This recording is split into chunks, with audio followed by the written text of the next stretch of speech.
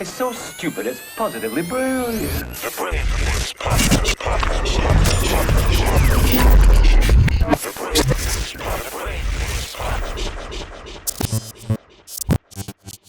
Dave Chappelle is doing what I thought he should have been doing, which is a podcast on Luminary with Mos Def, a.k.a. Yasmin Bey, and Talib Kweli.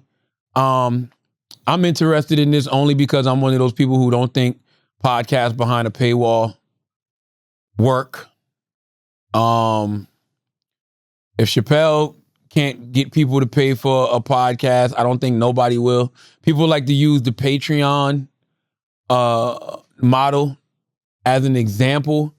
I think the Patreon model is different because it's not like, and I could be wrong, correct me if I'm wrong, it's not like you're just on there doing an exclusive podcast every week.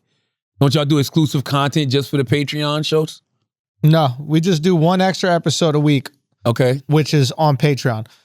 But what the reason why I think that works is because you have the free episode where you bring people into your family. Yeah. And then they get to opt in on spending more time with the family. Yeah. So if you're already behind the paywall, it's harder for you to acquire new family members. You know what I'm saying? But Yeah. Chappelle doesn't need more fans. He's got the most fans. He's the fucking living GOAT. So there's nothing more that he could possibly need. I'm just curious why he went with Luminary, because I'm sure Spotify would have given him the exact same deal, or Apple would have given him the exact same deal. There are pay platforms that have the money that be more than happy to pay you because you're fucking Dave Chappelle. So going with the worst paid platform for podcasts is just weird to me. Yeah, Luminary and Endeavor, and I could be wrong. This is the Brilliant Idiots Podcast. We don't deal with much facts. I haven't seen a lot of success. You know what I mean? None. He probably did to build it up. I've seen a lot of podcasts go behind the Luminary Endeavor paywall and kind of like lose a lot of momentum. You know what I'm saying? I haven't heard nobody out here screaming the,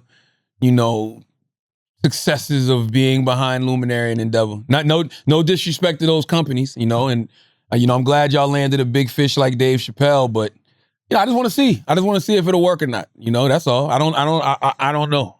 Chappelle is a great move for Luminary. You said what? It's amazing move for Luminary. Amazing. I mean, I think Luminary, I don't know the numbers, and again, Brilliant Idiots, but I assume that, things were not the best for Luminary, and then throwing that Hail Mary on 4th down and then landing the fucking biggest shark in the ocean. Shit. But I mean, Apple, to your point, Apple has subscription-based podcasts now. So I know Apple, that would have been super sexy for Apple. Spotify, same thing. I think Academics is over at Spotify now, which I think is a great move. Because go get the check. Like the thing that always, scared me about Spotify was, once you get behind that Spotify wall, like you're a prisoner to just who's on Spotify. Exactly. It's hard to acquire new fans. Yeah. So it's like if you're still in the growth stage, which I see ourselves as myself as is I want to grow, so I want to be accessible to everybody. But Chappelle doesn't need to grow because he's as big as it gets. So I understand him wanting to cash out. Same thing with Rogan. Like, I understand you want to get that huge chunk. Like, don't get me wrong. That makes perfect sense. I'm not mad. He's 52. Yeah, get out the way. Exactly. But I understand why Rogan went to Spotify because there are already so many fucking people on Spotify. It's seamless. Luminary, nobody's on it. Yeah. But who knows? Maybe it'll work. Yeah, I mean, listen, I'm not rooting against it. I just want to see. Like, that's all. I just want to see. I just believe that paid podcasts behind a paywall don't work unless you're, giving them something else. Like, it makes sense. Y'all got Flagrant, and you can steer people to the Patreon. You know what I mean? But I'm sure how many Patreon members y'all got? We got like 20,000 or something like that. 20,000. Yeah. Flagrant 2 probably does like, I don't know, 200,000 an episode maybe? What, in views? Or not on views, just regular audio. Oh, regular audio and video, we do 500,000 an episode. 500,000 an episode. So I mean, that's good, right? Like you're giving away another episode. You get 20,000 people to come over paying. That's cool. You know what I mean? But amazing. You wouldn't give up those 500,000 views and listeners for that 20,000. the way I look at it is like we still get to react to and influence culture through the regular episode, and then we get to have that more like intimate experience with the super supporters on the Patreon, and you get the best of both worlds right there. And the Patreon provides us with so much protection because, you know, we're some wild boys, and if sponsors get scared, they could go fucking running, but the Patreon holds you down. Those are the people that ride for you. Those are the people that want to support you. They want to protect you, and that's your security. In case some shit goes down, we know that we got that. So, and you're right. And another thing too, to your like, I think people don't realize podcasts like Flagrant. Like, you are a podcast, but you're also a YouTube show.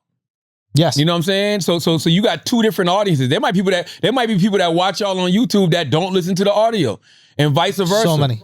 But Yeah. you get both of those. You've built up enough cachet with both those audiences to where 20,000 people decided, hey, I'm gonna fuck with this Patreon shit too and pay for that as well. I wanted to say that too about just like, you know, new people coming in the game when it comes to the podcast space. I think we might be confusing people just a little bit because there is a difference between YouTube and the audio.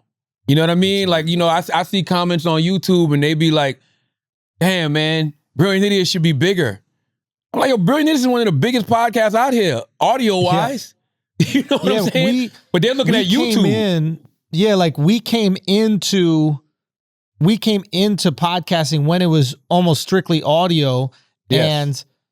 And, you know, one of the things that I saw early on in podcasting was it was really hard to find a podcast randomly.